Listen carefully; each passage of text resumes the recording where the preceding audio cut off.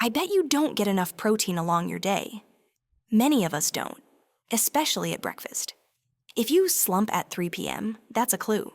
Stay with me and I will show you 3 everyday plates each with 20 to 40 grams of protein. No maths, just real food. You are watching That Easy Food. Proteins are one of the 3 macronutrients, along with carbohydrates and fats. They are built from amino acids. These are the basic building blocks your body uses to make bigger things, like muscle and other tissues. There are about 20 different amino acids in total. Your body can make most of them, but there are 9 it can't. These are called essential amino acids, and you have to get them directly from food. Unlike fat or carbs, you don't keep a big tank of spare amino acids, so you need a steady trickle across the day. There's always a debate about animal and plant proteins. Is animal really better? Is plant protein enough? Let's see. Many people believe that you need meat to meet your needs, but that is not true. Animal foods like eggs, fish, and dairy naturally contain all essential amino acids and are convenient, but plants have them all too, just in different amounts.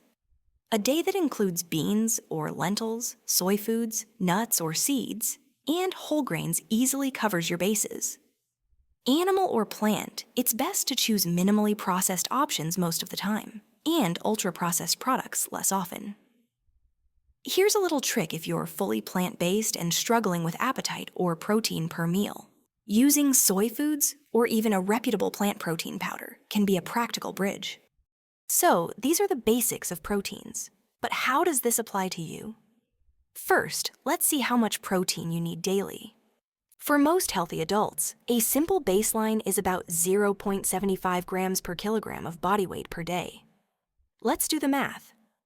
If you weigh 60 kilograms, that's roughly 45 grams. At 75 kilos, it's about 55 grams.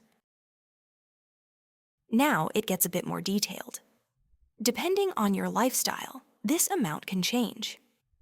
If you're generally active, walking a lot, classes, cycling, nudge towards 1.0 to 1.2 grams per kilogram.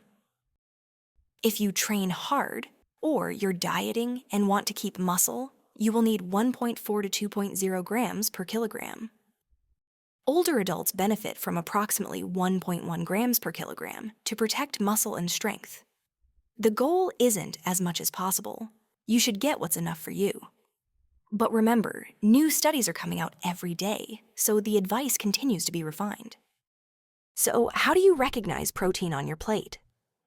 Think of it in 3 zones. First, protein base. This is the main piece.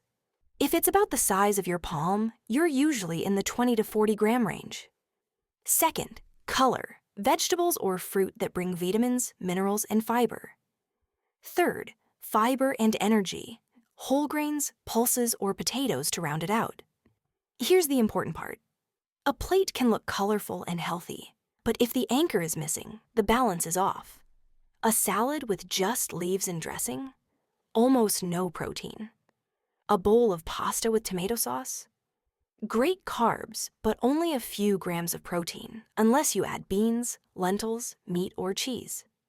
When you start seeing plates through these 3 zones, you'll quickly notice whether the protein is big enough to do its job. Later, we'll use this framework to build 5 full meals, each landing between 20 and 40 grams of protein. So you can copy them straight away. Your body uses protein best when you spread it through the day, because it can use it whenever it needs it. Aim for approximately 20 to 40 grams at each main meal.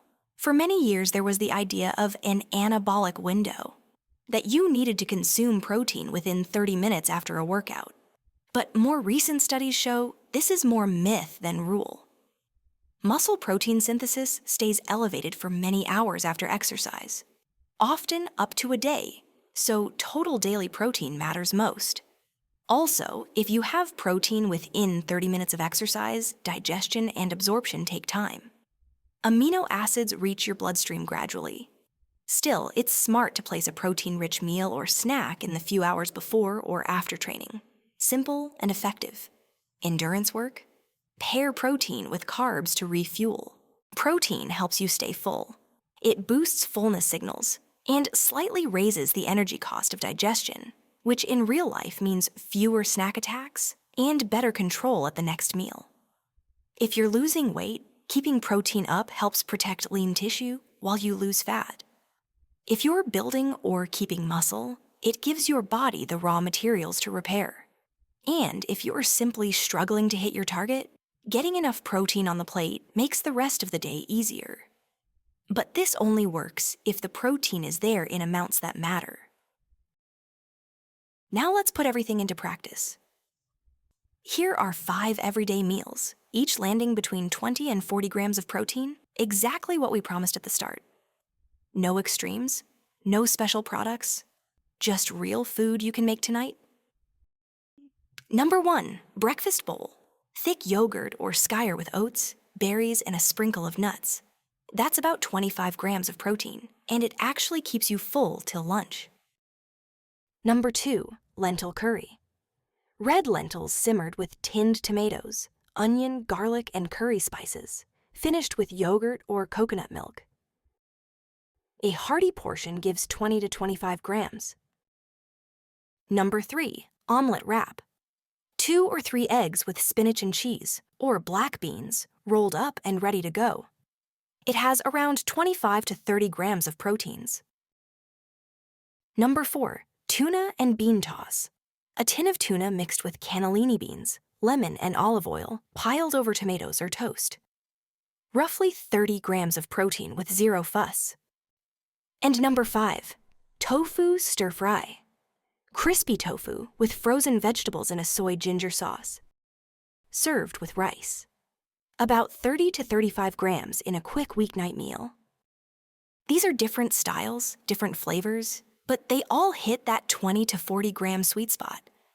Pick the one that fits your day, and you're already on track. And because almost everyone thinks of it first, here's a bonus with the most familiar choice of all, the classic chicken breast. A grilled chicken breast with roasted vegetables and quinoa. Simple, familiar, and right in the middle at about 35 grams of protein. Protein isn't about chasing numbers or powders. It's about giving your body what it needs in amounts that fit your life. So build those anchors on your plate and let the rest follow. What do you think? Do you get enough protein in your meals?